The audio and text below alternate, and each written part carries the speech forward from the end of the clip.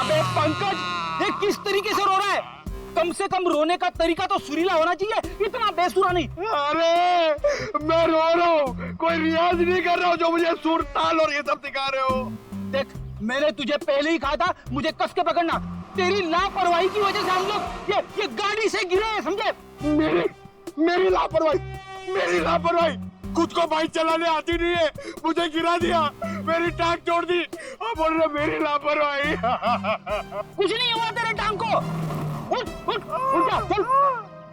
Sir, मैं आपको बता रहा हूँ, आज का दिन मेरा बहुत खराब जा रहा है, बहुत मनूस दिन है। आप भी मुझे पिकअप करने आ गए। सर, आज का दिन बहुत खराब है सर, आज बहुत बड़ी गड़बड़ होने वाली है। एक खतरनाक केस वेट कर रहा है ब्यूरो में। वाकई मैडम, आपकी हिम्मत की तारीफ करनी होगी। आप उस मुजरिम से बिल्कुल डरी नहीं और डट के सामना किया उसका। सर, पुलिस रिकॉर्ड में आपको कुछ भी मिला उसके बारे में? जी नहीं, उसने इससे पहले कोई जुर्म नहीं किया था। और इसीलिए उस तक पहुंचने के लिए हमें आपसे कुछ सवाल करने होंगे। जी पूछिए। आप उसके बारे में कुछ और बता सकती हैं? नहीं सर, मुझे कुछ भी याद नहीं है, बल्कि मैंने वो होटल वालों से भी पूछा था, उन्होंने बोला कि उन्होंने किसी को आते जाते हुए नहीं देखा। अच्छा, आपको किसी पे शक है? एक ही तो इंसान है जिसको मेरी जिंदगी से ज्यादा मेरी मौत प्यारी है। कौन? वही मेरा पति करण। आपका पति? आपको पता है कितने सारे लोगों के बीच में उसने मेरी इंसल्ट की। उसने तो मुझे अपने बीवी मानने से भी इनकार कर दिया। और आपको पता है सर, इसी बात का ना बदला लेने के लिए उसने वो गुंडा भेजा था मेरा गला दबाने के लिए। एक मिनट मैम, शुरू से बताइए कि ये आपके और आपके पति के बीच में तनाव किस वजह से है? आप मेरे साथ करण के घर पे चलिए, आपको सब कुछ पता चल जाएगा कि क्या हुआ था। नहीं राधिका, जब तक हम ना बुलाएं तुम गाड़ी में बैठो। मगर क्यों? प्लीज राधिका जी, आप बात को समझने की कोशिश कीजिए, हम आपको जल्दी ही अंदर बुलाएंगे। ठीक है, बैठती हूँ।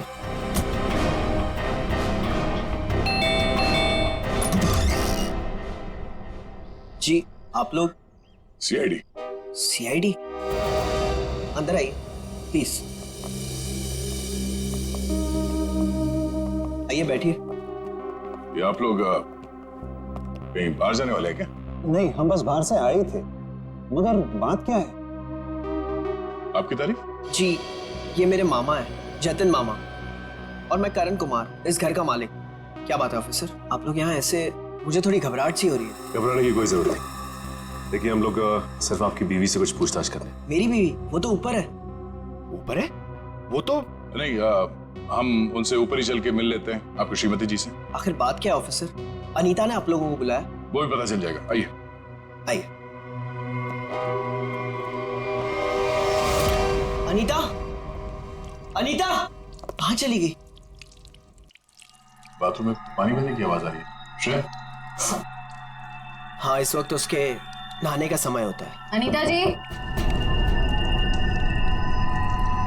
अनीता जी, सर दरवाजा खुला है। अनीता जी,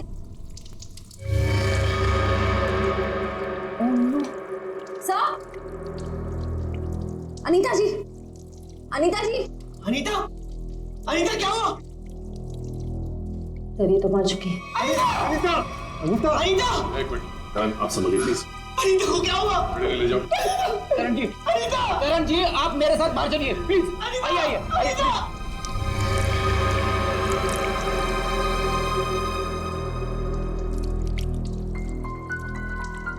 देखो मैं सुराग मिलता है क्या? यस।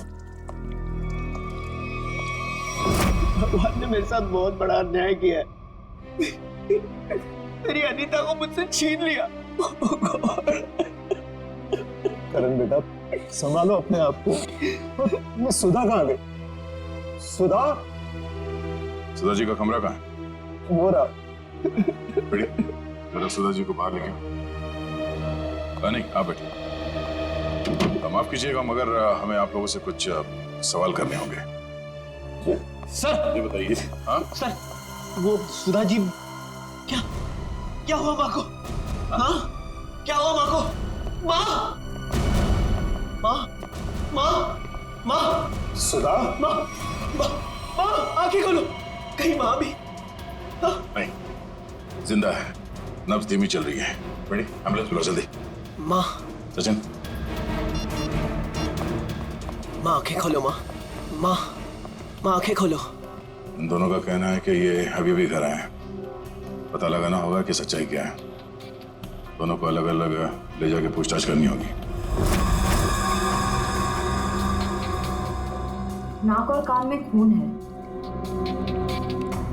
शरीर पे कोई चाकू या कोई हथियार के निशान नहीं है। मुझे लगता है नहाने से पहले इसने कुछ खाया पिया होगा और किसी ने इसके खाने में ही कुछ मिला दिया होगा। हाँ, कि बाथरूम में सब सामान जगह पर है।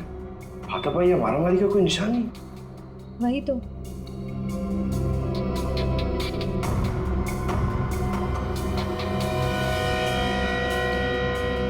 श्रेया मैम, अनीता की बॉडी पे कोई टैल्कम पाउडर लगा हुआ है क्या? नहीं तो इनफैक्ट पूरे बाथरूम में ही कहीं कोई टैल्कम पाउडर नहीं है। तो ये क्या है?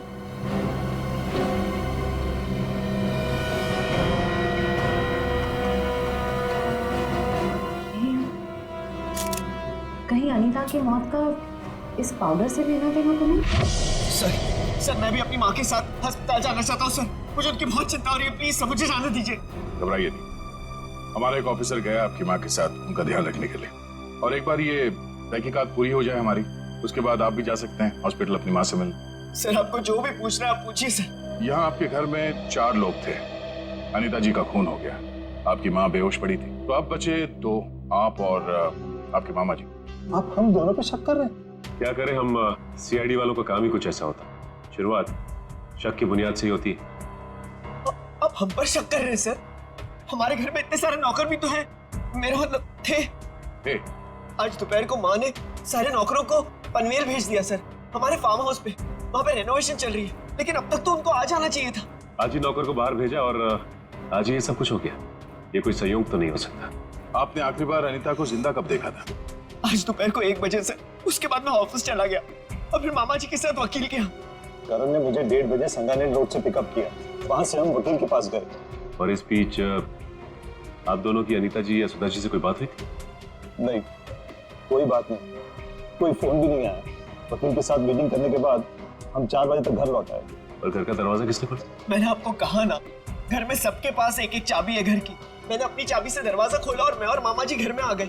हमें 5 मिनट भी नहीं हुए थे बैठे हुए कि घर की घंटी बजी और देखा कि आप लोग आ गए सर। और इस बीच आपने जाके देखा नहीं कि आपकी माँ और आपकी बीवी अनीता कहाँ है? सुधा दीदी रोज दोपहर से शाम दवाई खा के सो जाती थी, मगर हाँ, घर लौटने के बाद करण ऊपर जरूर गया था। क्या कहा आप? करण ऊपर गया था? जी।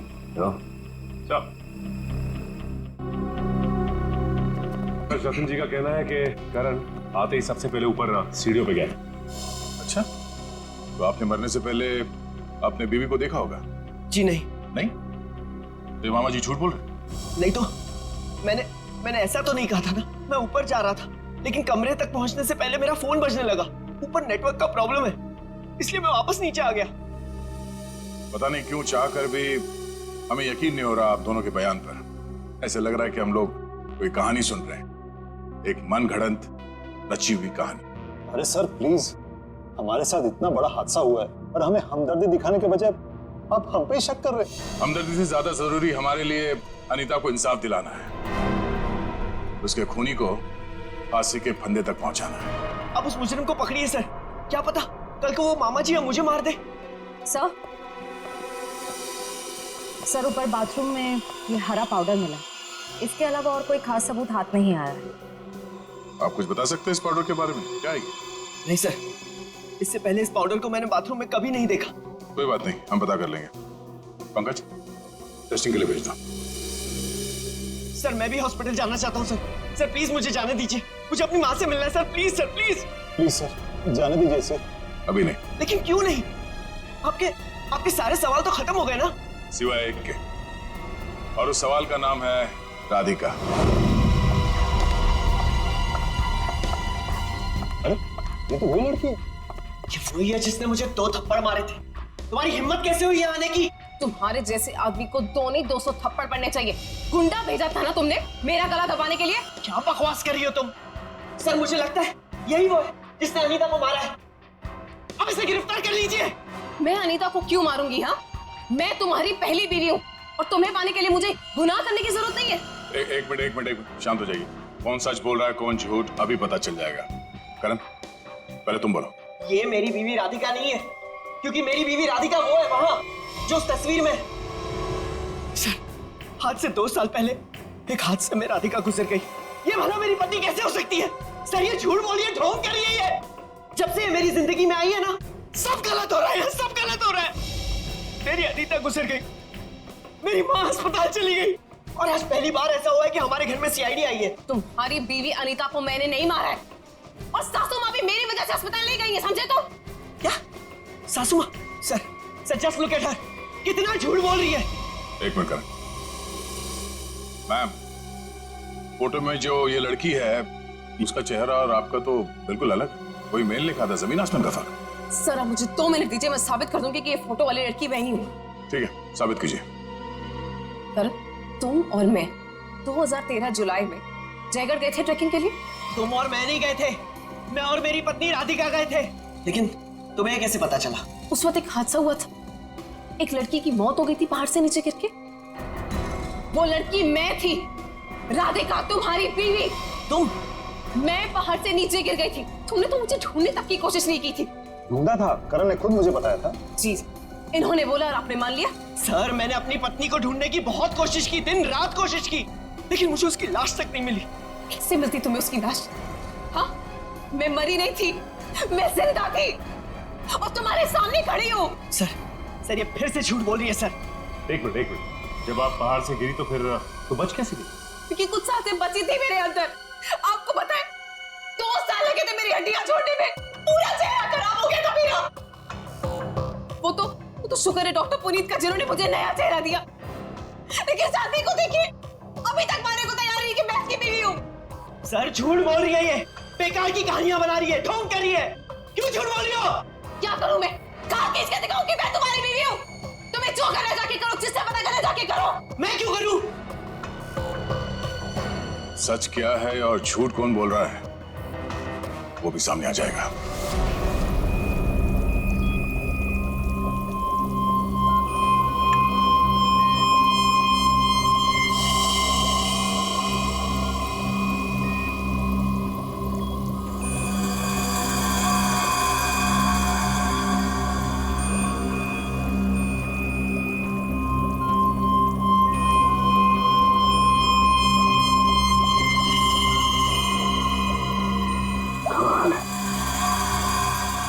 होशियारी और बेवकूफी का ये अजीब सा संयोग। कालू के साहब, आप इतने उलझे क्यों लग रहे हैं? आपको तो खुश होना चाहिए, इस बार हमने जो तगड़ा सबूत दिया है आपको, वो पाउडर। अगर वो पाउडर आप लोग नहीं भेजते ना तो भी मैं अपना काम चला देता। कैसे बताता हूं। एक हाँ मेरे साथ। ये देखो, ठीक वैसा ही हरा रंग जैसे हरे रंग का पाउडर आप लोगों को मिला। ये एक किस्म की केमिकल है, ये एक किस्म का ब्लीच है, सल्फा क्रोमेटोज, जो कि अधिकतर इंडस्ट्रीज में इस्तेमाल की जाती है। मतलब सर ये केमिकल अनीता के नहाने के पानी में था? बिल्कुल। और ये कितना खतरनाक केमिकल है इसका असर तुम लोग देख ही चुके। जैसे जैसे ये ज्यादा मात्रा में इंसान के टच में आता है, इंसान की हालत खराब होती जाती है। उसकी नसें, उसकी ब्लड वेसल्स इतनी फूल जाती हैं कि फट जाती हैं और उसी की वजह से मौत हो जाती है। सर, बाथरूम में कोई बकेट तो नहीं थी, यानी वो जहरीला पानी शावर से ही आया होगा ना? लगता तो ऐसे ही है।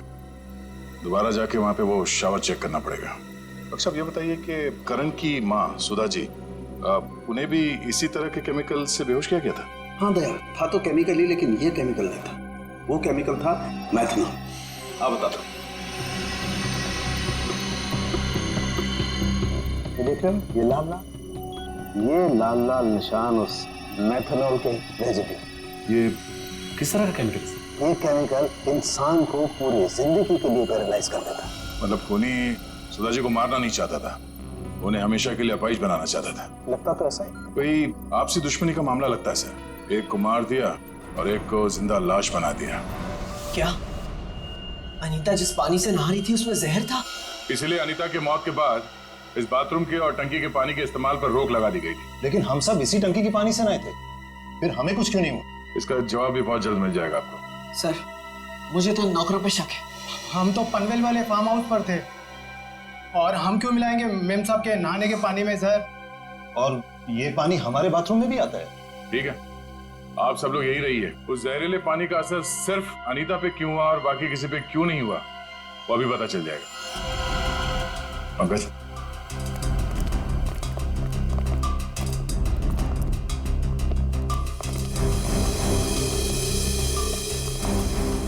बड़ी शावर को खोलो।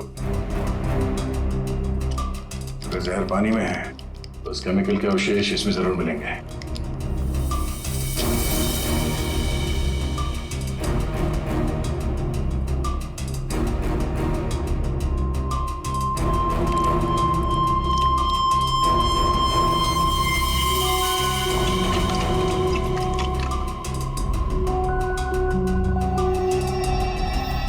ये देखो, ये क्लोरीन नहीं है, जहर है। पानी की टंकी में ही जहर है, यहाँ पे नहीं डाला गया। चलो ऊपर। जवाब चाहिए ना आपको? चलिए ऊपर।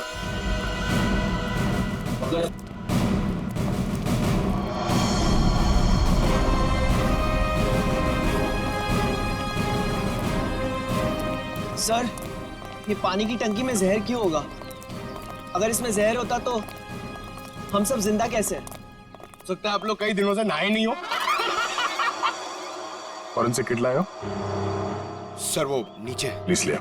Yes sir. इस पानी की टंकी तक कोई घर वाला ही आ जा सकता है ना? हाँ, घर का कोई सदस्य या नौकर? सर, हम में से ऐसा कोई क्यों करेगा? अब ये काम तो किसी बाहर वाले का हो नहीं सकता। बाहर वाला कोई भी इतनी आसानी से आपके घर के पानी की टंकी तक कैसे पहुंचेगा?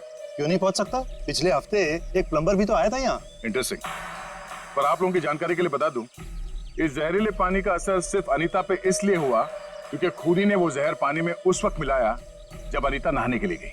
हाँ सर, ऐसा हो सकता है क्योंकि घर पे सबको पता था कि अनीता किस वक्त नहाने जाती है।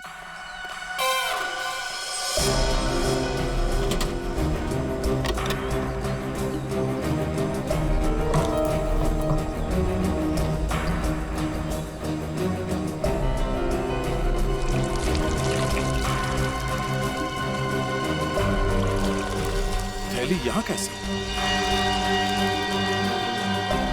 बस करो।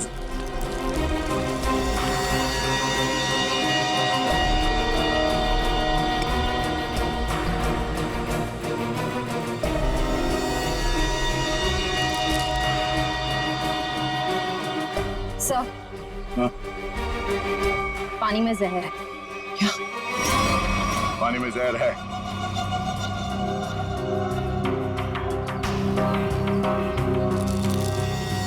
तंगुस?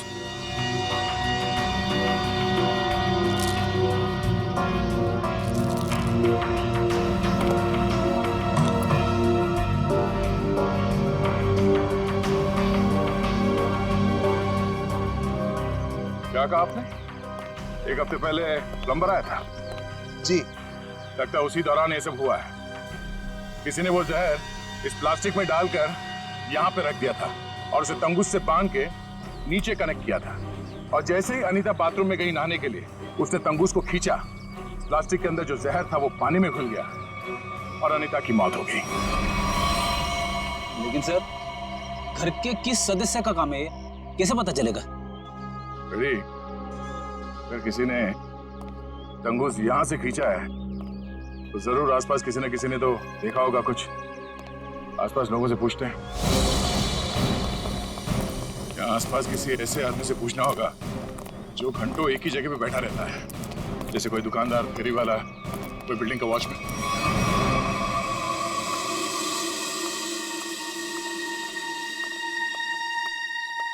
सुनिए भाई साहब, वो आइए आइए बहन जी, एकदम ताजी सब्जी है। कौन सी दूं? नहीं, मुझे सब्जी नहीं लेनी है, मैं सीआईडी से हूँ। हमें आपसे कुछ सवाल करने। सवाल? कौन से मैडम सवाल? तो आप रोज बैठते हो यहाँ पे सब्जी बेचने? पिछले 2 साल से हम यहाँ दुकान लगा रहे हैं साहब। तो पिछले 2 साल से आप ये सामने वाला घर भी देख रहे होंगे? हाँ साहब। परसों दोपहर को 1 से 3 बजे के बीच में तुमने किसी आदमी को देखा था उस घर के आसपास? तो ऐसा आदमी जिसपे तुम्हें शक हुआ हो, तो उस घर के आसपास बहुत देर से खड़ा हो। परसों साहब? हाँ वो घर का जो नौकर है ना साहब, वो घर के बाहर बहुत देर तक खड़ा रहा साहब। वो दीवार से सट के किसी को फोन कर रहा था। हाँ सामने आएगा तो पहचान लोगे ना? पहचान लेंगे। गुड। पंकज सर, तो मालूम है ना क्या करना है? हाँ सर, आज वो घर पे कपड़े धोने का टर्न मेरा है और जूनियर को मेरे कुत्ते को खाना भी खिलाना था और एक काम था सर वो यार। पंकज तुम हमेशा से इतने इंटेलिजेंट थे क्या? मैं इस केस की बात कर रहा हूँ। अरे ये सर सॉरी, थोड़ा कंफ्यूज हो गया था सर। तो जाके उस घर से नौकरों को ले आओ और हाँ उन्हें क्या कहना है पता है ना कि वो भी मुझे समझाना पड़ेगा। नहीं सर पता है सर, मैं अभी लेके आता हूँ। सर इसे अकेले क्यों भेज दिया? जरूर कुछ ना कुछ गड़बड़ करेगा ये। अच्छा मोटो भाई की एक्सीडेंट जैसी गड़बड़? आपको पता चल गया? सीआईडी में हूँ, बाहर की खबर रखने से पहले अंदर क्या हो रहा है ये जानना बहुत जरूरी। इसमें मेरी गलती नहीं थी, पंकज की थी। रेडी अभी शिकायत विकायत करना बंद करो। अच्छा पंडित, वो भाजी वाला देख रहे हो? वो वहाँ। हाँ, जिसने आपके बीवी के नहाने के पानी में जहर डाला है वो उसे पहचानता है क्या? चलो जल्दी इधर आओ। जरा पहचान कौन है इनमें से? हाँ साहब, यही वो आदमी था साहब। तुम? अरे मुझे क्यों फंसा रहे हो? तुम्हें जरूर कोई धोखा हुआ है। कौनो धोखा नहीं हुआ साहब, ये है वो। नहीं साहब, मैं सही कह रहा हूँ साहब, इधर साहब मैं सच कह रहा हूँ साहब। देख प्रीतम, हम जानते हैं कि तूने खुद ये सब नहीं किया, मगर तूने किसी के कहने पे जरूर किया है। अगर तुम हमारे साथ कोऑपरेट नहीं करोगे तो शायद फंस जाओगे, है ना? बोल। बबलू प्लम्बर साहब, उसने 20,000 रुपए दिए थे। मैंने तो साहब तार खींच के केमिकल मिलाया था साहब अनीता मैडम के नहाने के टाइम पर साहब, और कुछ नहीं साहब। जिस थाली में खाया उसी में छेद किया। 20,000 रुपए के लिए ईमान बेच दिया तुमने। नहीं करा। गलती हो गई साहब, गलती हो गई साहब। मुझे सजा कानून देगा। अब तू ये बता वो प्लम्बर बबलू कहाँ मिलेगा?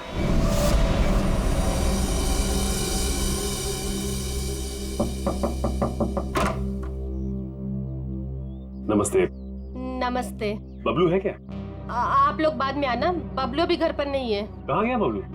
काम पे गए हैं। आप अपना नंबर दे दीजिए, वो आएंगे तो मैं उन्हें दे दूंगी। नंबर? जी गर्मी बहुत है, एक गिलास पानी मिल सकता है? अभी लाई। जी।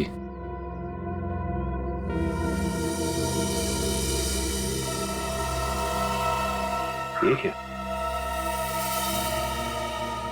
बबलू के प्लम्बिंग का सामान तो यहीं पड़ा हुआ है। इसका मतलब ये औरत हमसे झूठ बोल रही है। Thank you. थैंक्स। चलते। पर आपने अपना नंबर नहीं दिया। हम लोग फिर आ जाएंगे। जी। Thank you. कितना गर्मी है इधर। ओह गॉड, किधर आ गई मैं? मुझे लग रहा है चक्कर आने वाला है मुझे। ओह गॉड। अरे भाई साहब सुनिए, ये बैबलू किधर रहता है? बैबलू प्लम्बर इधर रहते हैं। इधर? Okay thank you. Bablu, Bablu बाहर आ जाओ। देखो बाहर आ जाओ वरना मुझे पुलिस को बताना पड़ेगा कि तुमने मेरा बेल्जियम का पाइप और जापान का नल का चोरी किया है। बैबलू, बैबलू। आप कौन हो मेम साहब, और इस तरह से शोर क्यों मचा रहे हो? अरे कैसे शोर नहीं मचाएगा? मेरे घर में बैबलू ने डाका डाला है, डाका रॉबरी किया है। 1.5 लाख का पाइप चोरी किया है मेरा इटालियन मार्बल वाला बाथरूम से, एंड 2 लाख का जापान का नल का चोरी किया है। 2 लाख का नल का? इन अमीरों के पास कितने फालतू पैसे होते उड़ाने के लिए। देखो मेरा टाइम वेस्ट नहीं करो। बैबलू, लास्ट वार्निंग दे रही हूँ तुम्हें, मैं पुलिस को फोन कर रही हूँ। बैबलू। मैडम, आपको जरूर कोई गलतफहमी हुई है। मैंने जापान का नलका देखा ही नहीं, तो उसे चुराऊंगा कैसे?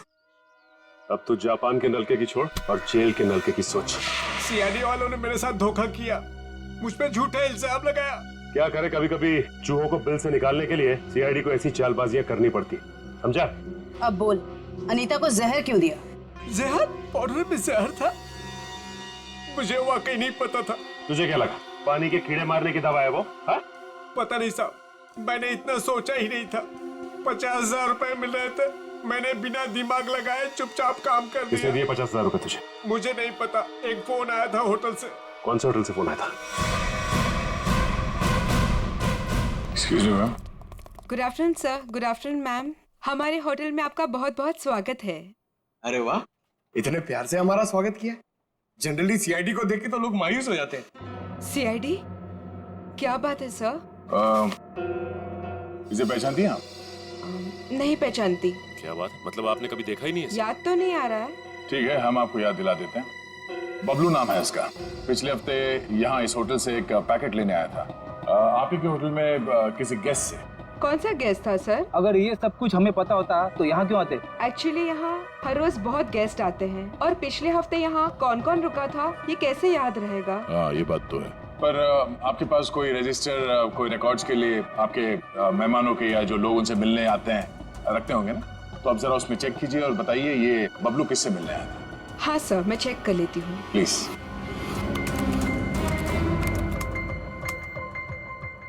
हाँ सर, मिल गया। ये 25 सितंबर की बात है। यहाँ 209 के जो गेस्ट थे उन्होंने बबलू के लिए पार्सल छोड़ा था रिसेप्शन पे। और चेकआउट कब कर गया वो?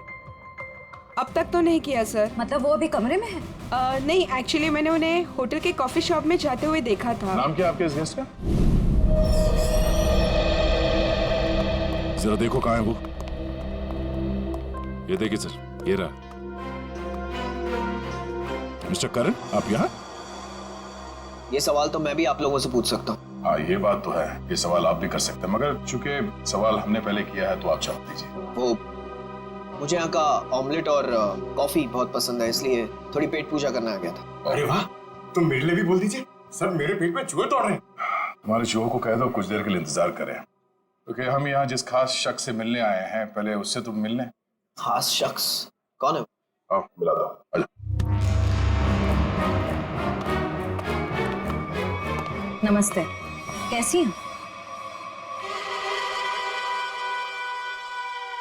आप लोग यहाँ? हाँ, नमस्ते इनसे भी कहिए, करण जी है। सर, आप क्यों मुझे फंसा रहे हैं? मैं बस यहाँ सेटलमेंट करने आया था। अभी तो आप कह रहे थे कि आप ऑमलेट खाने आए। ऑमलेट तो बस एक बहाना था। सबसे पहले ये मेरी पत्नी राधिका है ही नहीं, तो मैं चाहता था कि कुछ पैसे देकर मामले को यहीं रफा दफा कर दूं बस। वैसे आपकी जानकारी के लिए बता दूं कि पिछले कुछ दिनों में आपकी जिंदगी में जो कुछ भी हो रहा है कोई नहीं की मेहरबानी है। सर मेरी जिस जयगढ़ इलाके में आपकी राधिका का एक्सीडेंट हुआ था, वहाँ के सभी प्लास्टिक सर्जन से बात हो गई है हमारी। क्या सच कह रही? यही तुम्हारी असली बीवी है? I can't believe it। यकीन हुआ तुम्हें कि मैं राधिका? यकीन तो हमें भी हो गया कि अनीता का खून, हमारे पास मदद के लिए आने का वो ड्रामा और सुधा जी के ऊपर हमला, ये सब तुम्हारी दिमाग की उपज है। सर, मैंने ये सब नहीं किया सर। आपको कोई गलतफहमी होगी सर। वैसे हम अपनी गलतफहमी दूर करने के लिए हम लोग यहाँ पे आए हैं। राधिका, क्या हुआ? राधिका, राधिका, राधिका, सही, राधिका। ओह नो, पानी में जहर डाल दिया। तो बेटा, किसने दिया? सर, वो उधर गया। एम्बुलेंस को फोन करो। राधिका, राधिका। Hello, ambulance.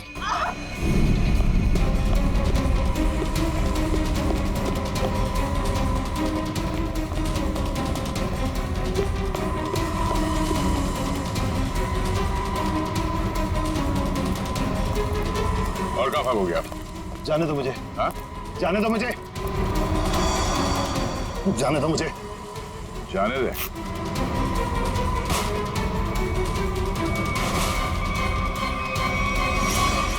अम्मा जी, आप? तुझे छोड़ दे। हाँ? अब बोल, क्यों किया तूने ये सब? 2 साल पहले मैंने करण को राजी किया था कि वो राधिका को पहाड़ से धक्का दे दे। बुद्धि भ्रष्ट हो गई थी मेरी, दिमाग खराब हो गया था जो मैंने आपकी बात सुन ली।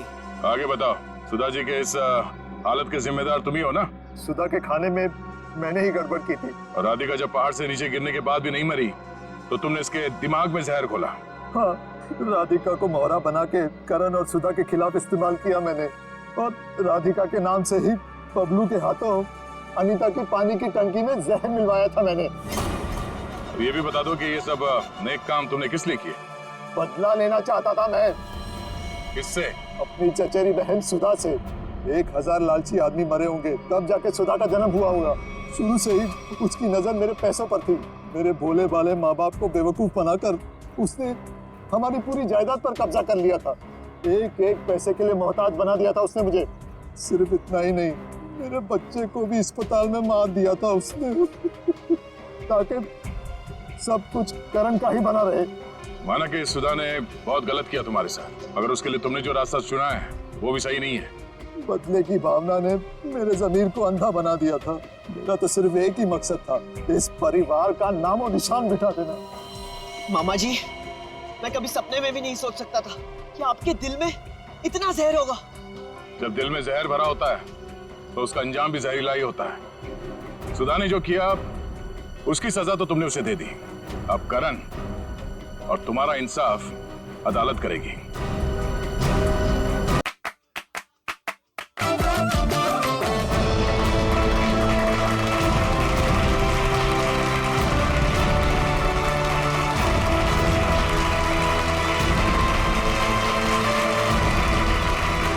अरे वारे पार्टनर, किसी मोबाइल की लॉन्चिंग इससे अच्छी नहीं हो सकती।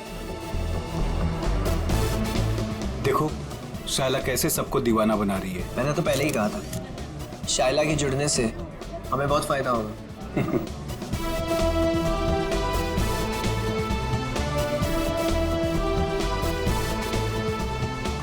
Thank you, thank you, thank you. Global mobile के नए फोन के लॉन्च पर आप सभी का स्वागत है। उम्मीद है आप सभी को बहुत मजा आ रहा होगा और आप मीडिया वालों की बेसब्री को मैं समझ सकता हूँ। आपके सवालों का जवाब देने आ रहे हैं हमारे ग्लोबल मोबाइल के सीईओ मिस्टर करण।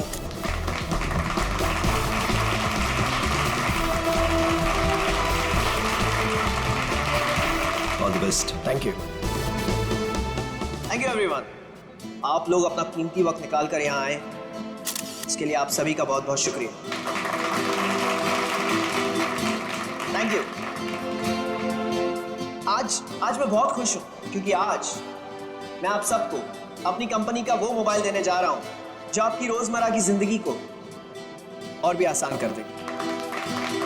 सो जोरदार तालियों से स्वागत कीजिए टेक्नोलॉजी के नए आविष्कार का, my new phone global mobile X4।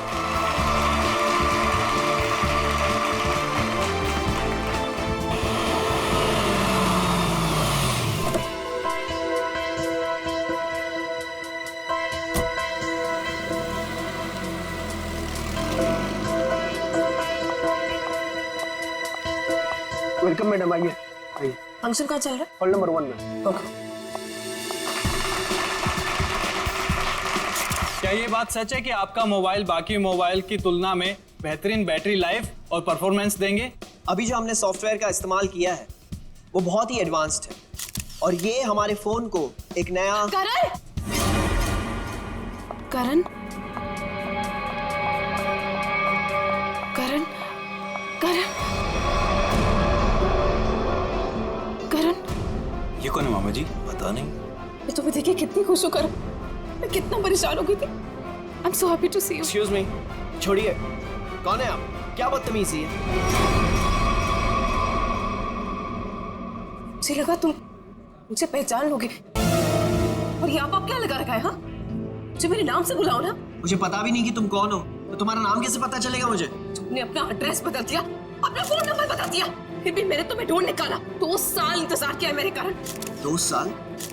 Hey, no photographs, नीचे कीजिए। No camera please, please please. अब मैं समझा, तुम्हें जरूर किसी और मोबाइल कंपनी ने भेजा है हमारे इस फंक्शन को खराब करने के लिए, राइट? ये क्या कह रहे हो तुम? हाँ, सही कह रहा हूं मैं। इतनी घटिया हरकत करने के लिए कितने पैसे मिले? बस बहुत बोल दिया तुमने। हाँ, बहुत अपमान कर दिया तुमने मेरा। तुम्हें जानना है ना कि मैं कौन हूँ? हाँ, मैं तुम्हारी बीवी हूँ, राधिका। कुछ याद आया? बस बहुत हो गया। एक शब्द भी बोला ना, वरना सिक्योरिटी को बुला के तुम्हें धक्के मार के यहाँ से बाहर निकाल दूंगा मैं। सिक्योरिटी! धमकी किसको दे रहे हो तुम? हाँ, जिसको जाके बोलना है ना बोलो जाके। साथ फेर ली मैंने तुम्हारे साथ, शादी की है मैंने तुमसे। इनफ! बहुत बोल लिया यार तुमने। करण बेटा शांत हो जाओ। इस रिश्ते के बीच में अब और कोई नहीं आएगा। करण रुको।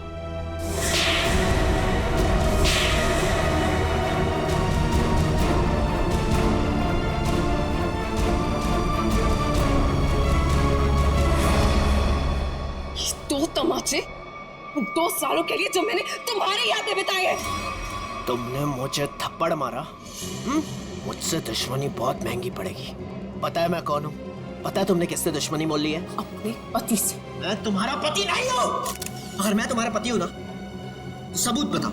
अच्छा, तो देते हैं ना सब। उतारो अपने कपड़े। What? तुम्हारी पीठ पे 2 काले तिल, और ये बात हमारी पत्नी के अलावा तो किसी और को नहीं पता होगी ना। उतारो। मिस्टर करण, क्या ये मैडम सच कह रहे हैं? क्या वाकई आपकी पीठ पे तिल है? देखिए, मैं आपके बेकार के सवाल का जवाब देना जरूरी नहीं समझता, और मुझे अपने आप को साबित करने की कोई जरूरत नहीं है। Get it? और तुम जिसकी पत्नी हो ना, जाके उसके कपड़े उतरवाओ। Just stop! करण रोको! करण रुक जाओ, मुझसे बुरा कोई नहीं होगा फिर।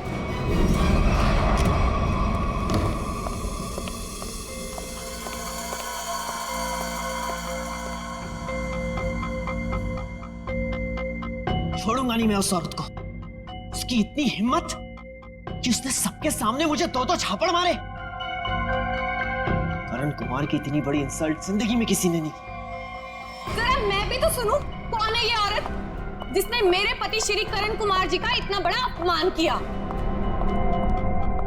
देखो अनीता, मैं पहले ही बहुत बुरे मूड में हूँ। मेरे जख्म पे मरहम तो नहीं लगा सकती, कम से कम नमक तो मत छिड़को। मरहम लगाने के लिए तो कपड़े निकालने पड़ते हैं ना, जैसा कि उस औरत ने कहा था। तुम्हें कैसे पता चला? तुम्हारे जैसा पति हो ना, तो सोते वक्त भी आंखें खुली रखनी पड़ती है। क्या मतलब तुम्हारा? सच सच बताओ कि कौन है वो औरत? अगर वो तुम्हारी पत्नी है तो फिर मैं कौन हूँ? तुमने मेरे साथ धोखा किया। एक मिनट बंद करो ये सब तुम, और अपनी इल्जामों की गाड़ी पे जरा ब्रेक लगाओ। मैं उस औरत को जानता तक नहीं, कभी मिला नहीं उससे। वो झूठ बोल रही है। झूठ बोलने वाले इतना यकीन से झूठ नहीं बोलते हैं। चलो मान लिया वो तुम्हारी पत्नी नहीं है, लेकिन कुछ गड़बड़ की होगी तुमने। सच सच बताओ कि कौन है वो? क्या रिश्ता है तुम्हारा उस औरत के साथ? ये कैसी बातें कर रही हो तुम? मुझ पे शक कर रही हो? मुझ पे? मैं एक वफादार पति हूँ। हाँ, पता है कितने वफादार हो तुम। अगर अपने झूठ का ज्यादा ढोल बजाया ना, तो केस कर दूंगी तुम पे। पता है ना अदालत बेवफाई की क्या सजा देती है? बेवफाई? मैं कोई बेवफाई नहीं कर रहा हूँ। वो औरत अपने आप को राधिका कह रही है। राधिका? राधिका? क्यों? तुम्हारा जो खबरी था, जो इतना मिर्च मसाला लगा के तुम्हें इतनी सारी खबरें दे रहा था, उसने ये नहीं बताया कि औरत अपने आप को राधिका कह रही है। मगर वो राधिका कैसे हो सकती है? राधिका? वही तो मैं कह रहा हूँ, वो राधिका कैसे हो सकती है? तुम ही सोचो, राधिका को मरे हुए 2 साल हो गए, और वो एक मरे हुए इंसान के बारे में इतना घटिया मजाक कर रही है। मैं उसे छोड़ूंगा नहीं। डैडी ने सही कहा था कि बेटा ये लड़का तुम्हारे लिए ठीक नहीं है। अरे मेरी तो जिंदगी बर्बाद हो गई। देखो, अब एक शब्द भी और बोला ना, तो तुम्हें सीधे तुम्हारे डैडी के घर भेज दूंगा मैं। समझी तुम? देखो, एक मिनट, ऑफिस से फोन है, मुझे जाना होगा। हाँ मैं आ रहा हूँ। करण, रुको। करण सुनो। करण, आइए सासू माँ। चाहे मैं कितना भी चीख लूं चिल्ला लूं, पर आपके बेटे के कानों पर तो जू तक नहीं रेंगती है। अरे बहू, मैं तो दवाई खा के सो रही थी, तुम्हारे शोर से उठ गई। तो आपको अब मेरा गम शोर लगने लगा है। पता नहीं मैंने इस घर को अपना ससुराल क्यों बनाया। वो क्या है? और इतने गुस्से में करण कहाँ गया? जब आपका बेटा आए ना, तो खुद ही अपने बेटे से पूछ लेना कि वो औरत कौन है। औरत? कौन सी औरत? अरे कोई बताएगा मुझे कि ये घर में हो क्या? छोड़ूंगी नहीं उस आदमी को। समझ क्या है अपने आप को? मेरे रूम का काट दो।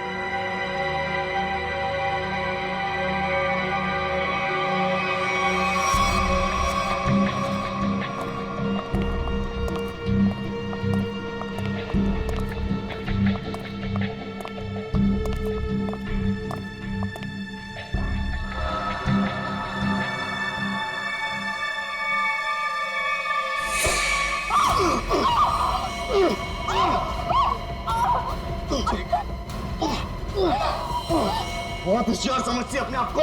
अब तुझे कौन बचाएगा मुझसे? मैं बचा लूंगा। मुझे कौन बचाएगा?